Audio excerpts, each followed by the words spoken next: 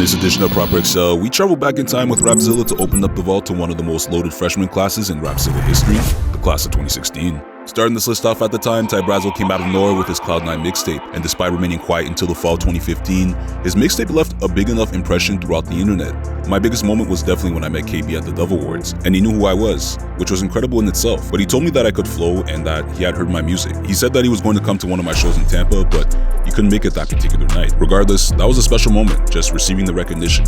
It's a very rewarding feeling. I'm finally excited about some of the music I've been creating lately. I'm currently working on an untitled EP, so I'm very excited about 2016.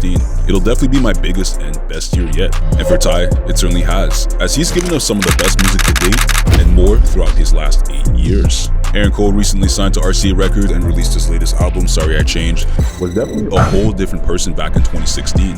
I would go to school and get picked on because I was pretty much the good kid. Didn't smoke, drink, or anything like that. And I made Christian music, so the majority of the kids would just single me out. I spent many nights at home while all my friends were at parties and games and hanging out.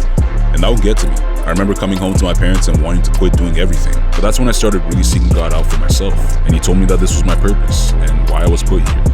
To make music to glorify him and inspire others to live out their dreams. My most memorable moment of my career so far is probably going to be shocking because it's not a big show or chart or anything like that. It was probably being in the studio with Dirty Rice and Derek Minor. I looked up to these guys, and for me to be in the studio with them and they're excited about working with little old me, I'm just grateful for an opportunity like that. They're both just dropping knowledge to me and giving me the game. With his next album around the corner, let's see what goes on from here, as a 16-year-old Cole would have likely told the current Cole, be ready.